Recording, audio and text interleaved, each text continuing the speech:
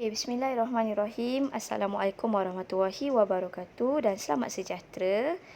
Okey, kita akan sambung kita punya pembelajaran dalam bab baru iaitu bab 5 tentang air dan larutan. Okey, slideshow ni cikgu dapat daripada cikgu Nur Azila Khalid. Okey, dalam bab 5 ni kamu akan belajar 3 subunit iaitu 5.1 tentang sifat fizikal air, 5.2 tentang larutan dan keterlarutan, 5.3 tentang kaedah pembersihan air. Okey, kita akan masuk unit 5.1 tentang sifat fizikal air.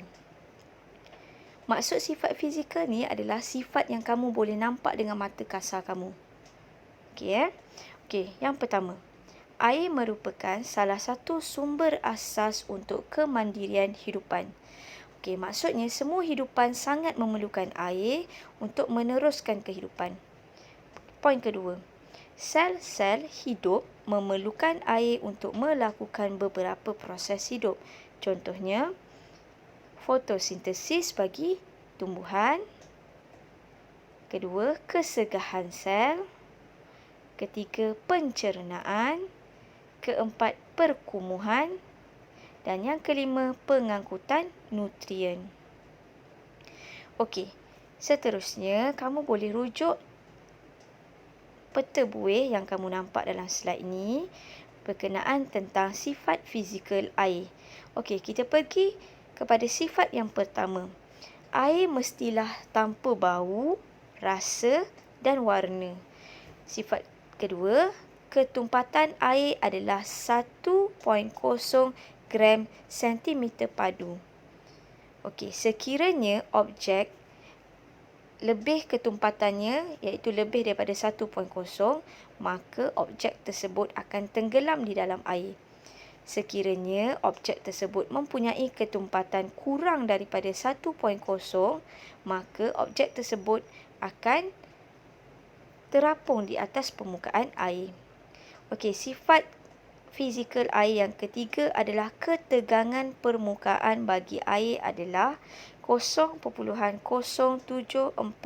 Newton meter.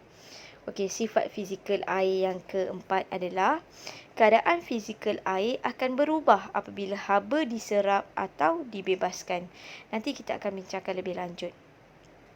Sifat fizikal air yang kelima, tiada kapilari. Sifat fizikal air yang seterusnya adalah mempunyai takat beku 0 darjah Celsius.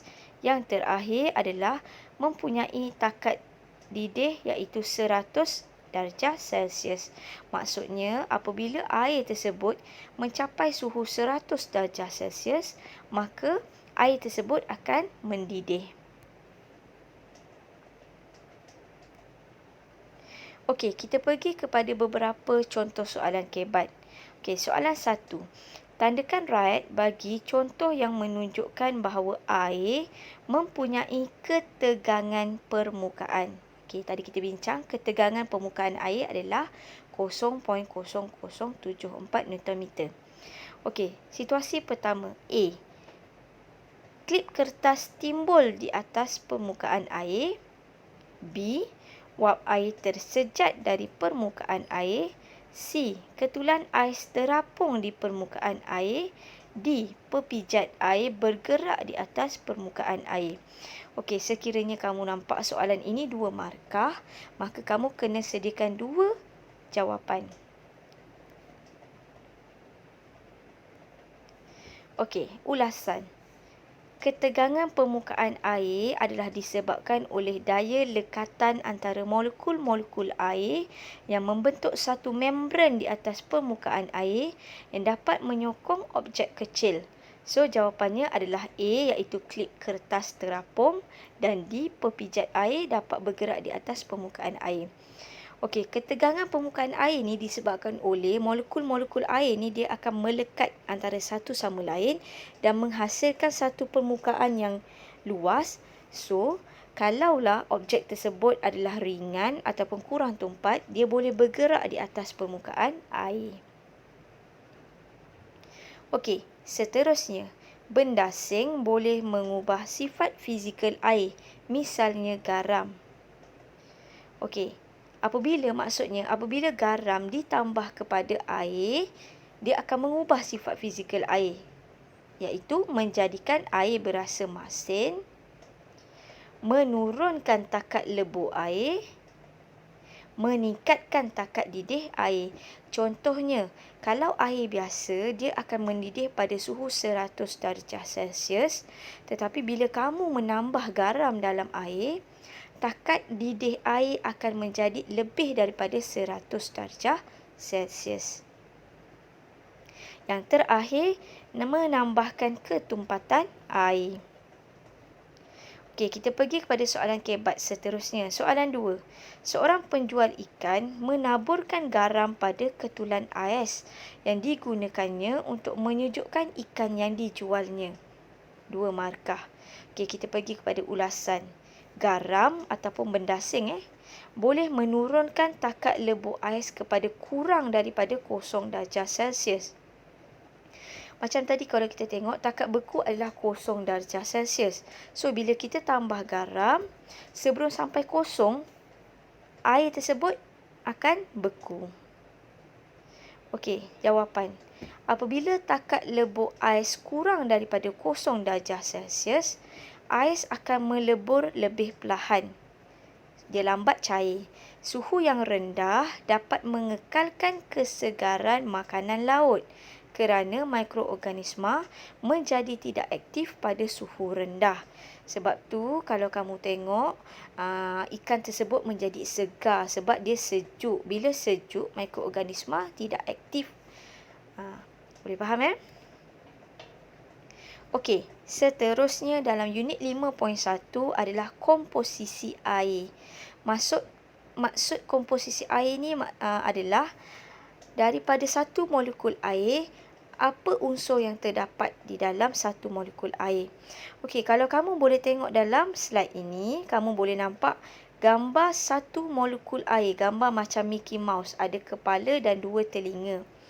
Okey, dalam satu molekul air mempunyai unsur hidrogen dan oksigen. Okey, kalau kamu bayangkan Mickey Mouse, 2 telinga Mickey Mouse tersebut adalah unsur hidrogen, muka Mickey Mouse adalah unsur oksigen. Okey, komposisi air. Zarah-zarah air dipanggil molekul. Satu molekul air mengandungi 2 atom hidrogen dan 1 atom oksigen. Air ialah sebatian dan boleh diuraikan dengan kaedah kimia. Maksudnya, kalau kita nak uraikan air kepada unsur hidrogen dan unsur oksigen, kaedah kimia diperlukan. Nama kaedah kimia tersebut adalah elektrolisis. E-L-E-K-T-R-O-L-I-S-I-S. Okey, elektrolisis ni, elektro tu bermaksud elektrik, lysis maksudnya penguraian.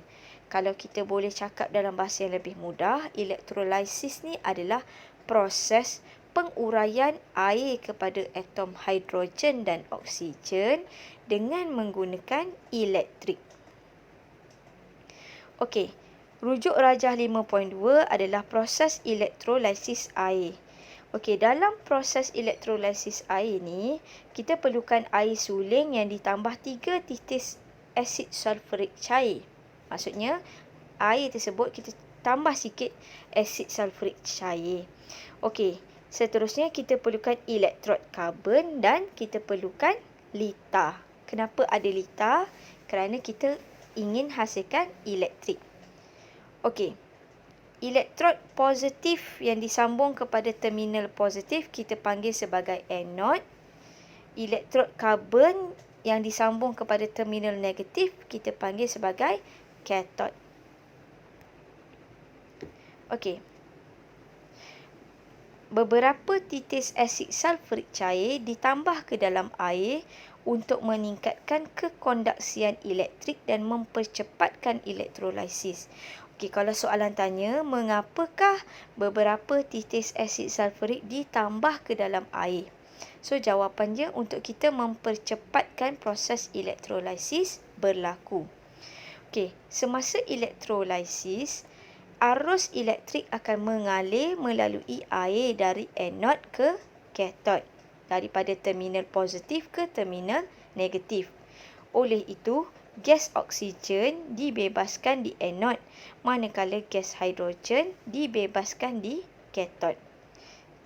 Okey, isi padu hidrogen adalah 2 kali ganda isi padu oksigen, iaitu dalam nisbah 2:1. 2 hidrogen, 1 oksigen. Okey. Air, anak panah, hidrogen 2 bahagian tambah oksigen 1 bahagian. Sebab tu nisbah dia adalah 2:1. 2 hidrogen, 1 oksigen. Okey, so macam mana kita nak tahu oksigen yang akan berada di kathod dan hidrogen yang akan berada di anod? Okey, ataupun hidrogen di kathod, oksigen di anod. Macam mana? So, kita guna kayu uji bernyala digunakan untuk mengesahkan kehadiran gas hidrogen. Okey, so hidrogen akan terbakar, satu letupan kecil berbentuk pop akan terhasil.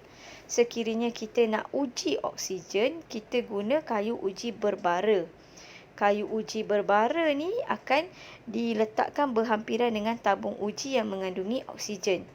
Oksigen akan menyokong pembakaran. So, kayu uji berbara tersebut akan menyala semula. Okey, ini adalah cara untuk menguji kehadiran hidrogen.